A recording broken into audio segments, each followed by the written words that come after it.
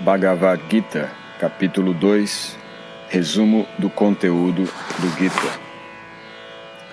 Sanjaya disse: vendo Arjuna cheio de compaixão, sua mente deprimida, seus olhos rasos d'água, Madhusudana, Krishna, disse as seguintes palavras. A Suprema Personalidade de Deus disse: meu querido Arjuna, como foi que tais impurezas desenvolveram-se em você? Elas não condizem com um homem que conhece o valor da vida. Elas não conduzem aos planetas superiores, mas à infâmia. Ó filho de Prita, não ceda a esta impotência degradante. Isto não lhe fica bem. Abandone esta fraqueza mesquinha de coração e levante-se, ó castigador do inimigo. Arjuna disse: ó matador dos inimigos, ó matador de Madhu, como é que na batalha posso contra-atacar com flechas homens como Bhishma e Drona, que são dignos de minha adoração? É preferível viver mendigando neste mundo a viver à custa das vidas de grandes almas que são meus mestres. Embora desejem conquistas terrenas, eles são superiores. Se forem mortos, tudo o que desfrutarmos estará manchado de sangue. Tampouco sabemos o que é melhor, vencê-los ou sermos vencidos por eles. Se matássemos os filhos de Dhritarashtra, não nos importaríamos em viver. Contudo, eles agora estão diante de nós no campo de batalha. Agora estou confuso quanto ao meu dever e perdi toda a compostura devido à reles fraqueza. Nesta condição, estou lhe pedindo que me diga, com certeza, o que é melhor para mim. Aqui estou, seu discípulo e uma alma rendida a você. Por favor, instrua-me. Não consigo descobrir um meio de afastar este pesar que está secando meus sentidos. Não serei capaz de suprimi-lo, nem mesmo que ganhe na terra um reino próspero e inigualável, com soberania como a dos semideuses nos céus. Sanjaya disse: ao falar estas palavras, Arjuna, o castigador dos inimigos, disse a Krishna: Govinda, eu não vou lutar. E calou-se. Ó descendente de Bharata, naquele momento, Krishna, no meio dos dois exércitos, sorriu e disse as seguintes palavras ao desconsolado Arjuna. A Suprema Personalidade de Deus disse: ao falar palavras cultas, você está lamentando pelo que não é digno de pesar. Sábios são aqueles que não se lamentam nem pelos vivos nem pelos mortos. Nunca houve um tempo em que eu não existisse, nem você, nem todos esses reis, e no futuro nenhum de nós deixará de existir. Assim como a alma encarnada passa seguidamente neste corpo da infância, a juventude e a velhice, da mesma maneira a alma passa para outro corpo após a morte. Uma pessoa sóbria não se confunde com tal mudança.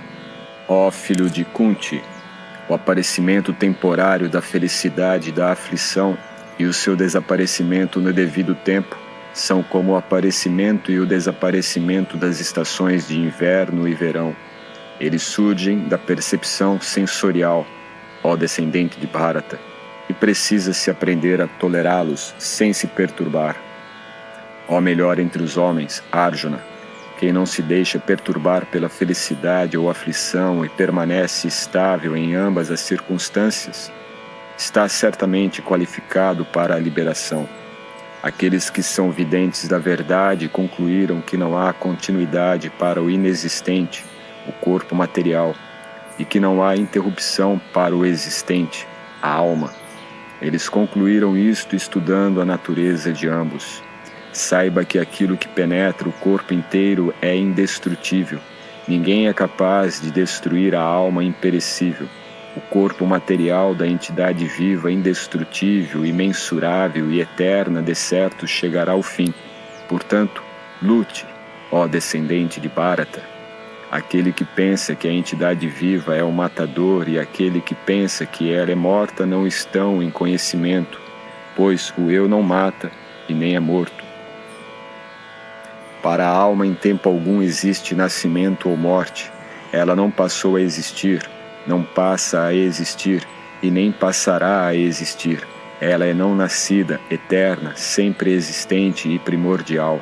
Ela não morre quando o corpo morre.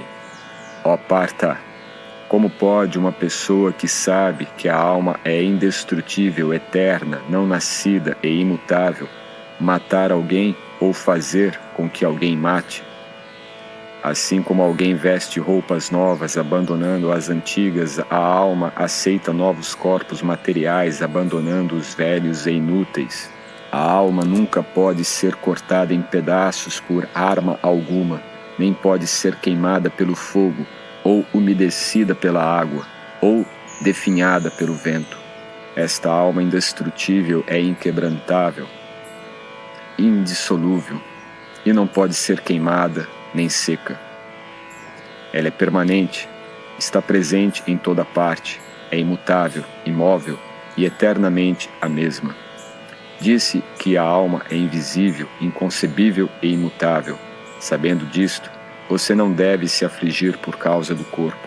Se, no entanto, você pensa que a alma, ou os sintomas de vida, sempre nasce e morre para sempre, ainda assim você não tem razão para lamentar, ó pessoa de braços poderosos. Para aquele que nasce, a morte é certa, e após a morte ele voltará a nascer. Portanto, no inevitável cumprimento de seu dever, você não deve se lamentar. Todos os seres criados são imanifestos no seu começo, manifestos no seu estado intermediário, e de novo imanifestos quando aniquilados. Então, qual a necessidade de lamentação? Alguns consideram a alma como surpreendente, outros descrevem-na como surpreendente e alguns ouvem dizer que ela é surpreendente, enquanto outros, mesmo após ouvir sobre ela, não podem absolutamente compreendê-la. Ó descendente de Bharata, aquele que mora no corpo nunca pode ser morto, portanto você não precisa afligir-se por nenhum ser vivo. Considerando seu dever específico de kshatriya, você deve saber que não há melhor ocupação para você do que lutar, conforme determinam os princípios religiosos, e assim não há necessidade de excitação. Ó Partha, felizes são os kshatriyas, a quem aparece esta oportunidade de lutar, abrindo-lhes as portas dos planetas celestiais. Se, contudo, você não executar seu dever religioso e não lutar, então na certa incorrerá em pecados por negligenciar seus deveres e assim perderá sua reputação de lutador. As pessoas sempre falarão de sua infâmia e para alguém respeitável a desonra é pior do que a morte. Os grandes generais que têm na mais alta estima o seu nome e fama pensarão que você deixou o campo de batalha simplesmente porque não estava com medo, e portanto irão considerá-lo insignificante. Seus inimigos irão descrevê-lo com muitas palavras indelicadas e desdenharão sua habilidade, que poderia ser mais doloroso para você. Ó filho de Kunti, ou você será morto no campo de batalha e alcançará os planetas celestiais, ou conquistará e gozará o reino terrestre. Portanto, levante-se com determinação e lute. Lute pelo simples fato de lutar, sem levar em consideração felicidade ou aflição, perda ou ganho, vitória ou derrota, e adotando este procedimento você nunca incorrerá em pecado. Até agora descrevi este conhecimento a você através do estudo analítico. Ouça agora enquanto eu o explico, em termos de trabalhos sem resultados fruitivos. Ó filho de Prita, quando você agir segundo este conhecimento, poderá livrar-se do cativeiro decorrente das ações. Neste esforço não há perda nem diminuição, e um pequeno progresso neste caminho pode proteger a pessoa do mais perigoso tipo de medo. Aqueles que estão neste caminho são resolutos e têm um só objetivo, ó amado filho dos Kurus. A inteligência daqueles que são irresolutos tem muitas ramificações. Os homens de pouco conhecimento estão muitíssimos apegados às palavras floridas dos Vedas, que recomendam várias atividades fruitivas àqueles que desejam elevar-se aos planetas celestiais, com o consequente bom nascimento, poder e assim por diante. Por estarem ávidos em satisfazer os sentidos e ter uma vida opulenta, eles dizem que isto é tudo o que importa. Nas mentes daqueles que estão muito apegados à gratificação dos sentidos e à opulência material, e que se deixam confundir por estas coisas, não ocorre a determinação resoluta de prestar serviço devocional ao Senhor Supremo. Os Vedas tratam principalmente do tema dos 3 modos da natureza material, ó Arjuna. Torne-se transcendental a estes 3 modos. Liberte-se de todas as dualidades e de todos os anseios advindos da busca de lucro e segurança, e estabeleça-se no eu. Todos os propósitos satisfeitos por um poço pequeno podem ser imediatamente satisfeitos por um grande reservatório de água. De modo semelhante, todos os propósitos dos Vedas podem ser cumpridos por aquele que conhece o seu propósito subjacente. Você tem o direito de executar o seu dever prescrito, mas não tem o direito aos frutos da ação. Jamais se considere a causa dos resultados de suas atividades e jamais se apegue ao não cumprimento do seu dever. Desempenhe seu dever com equilíbrio, ó Arjuna, abandonando todo o apego a sucesso ou fracasso. Tal equanimidade chama-se yoga. Ó Dhananjaya, mantenha todas as atividades abomináveis bem distante, através da prática do serviço devocional, e nesta consciência renda-se ao Senhor Supremo. Aqueles que querem gozar o fruto de seu trabalho são mesquinhos. Aquele que está ocupado no serviço devocional livra-se tanto das boas quanto das más ações, mesmo durante esta vida. Portanto, empenhe-se no yoga, que é a arte de todo o trabalho. Ocupando-se no serviço devocional ao Senhor, grandes sábios ou devotos livram-se dos resultados de trabalho no mundo material. Agindo assim, eles ficam livres do ciclo de nascimentos e morte e passam a viver além de todas as misérias, indo de volta ao lar, ao Supremo. Quando sua inteligência superar a densa floresta da ilusão, você se tornará indiferente a tudo o que foi ouvido e a tudo o que se há de ouvir. Quando sua mente deixar de se perturbar pela linguagem florida dos Vedas e quando se fixar no transe da autorrealização, você então terá atingido a consciência divina. Arjuna disse: ó Krishna, quais são os sintomas daquele cuja consciência está absorta nessa transcendência? Como ele fala e qual é sua linguagem? Como ele se senta e como ele caminha?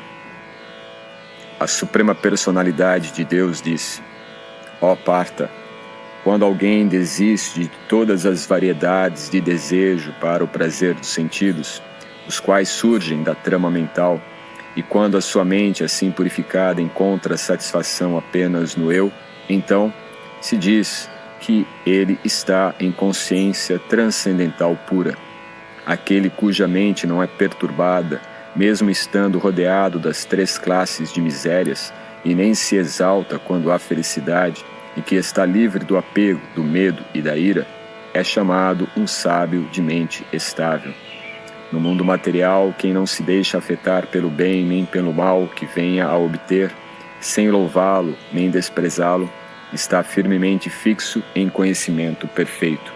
Aquele que é capaz de retirar seus sentidos dos objetos dos sentidos, assim como a tartaruga recolhe seus membros para dentro do casco, está firmemente fixo em consciência perfeita. A alma encarnada pode restringir-se do prazer dos sentidos, embora o gosto pelos objetos dos sentidos permaneça. Porém, interrompendo tais ocupações, ao experimentar um gosto superior, ela fixa-se em consciência. Os sentidos são tão fortes e impetuosos, ó Arjuna, que arrebatam a força, até mesmo a mente de um homem de discriminação, que se esforça por controlá-los. Aquele que restringe seus sentidos, mantendo-os sob completo controle e fixa sua consciência em mim, é conhecido como um homem de inteligência estável. Enquanto contempla os objetos dos sentidos, a pessoa desenvolve apego a eles, e de tal apego se desenvolve a luxúria, e da luxúria surge a ira. Da ira surge completa ilusão, e da ilusão a confusão da memória. Quando a memória está confusa, perde-se a inteligência, e ao perder a inteligência, cai-se novamente no poço material. Aquele que, livre de todo o apego e aversão, é capaz de controlar seus sentidos através dos princípios regulativos da liberdade, pode obter a misericórdia completa do Supremo. Para alguém assim satisfeito, as 3 classes de misérias da existência material deixam de existir. Nesta consciência jubilosa, a inteligência logo se torna resoluta.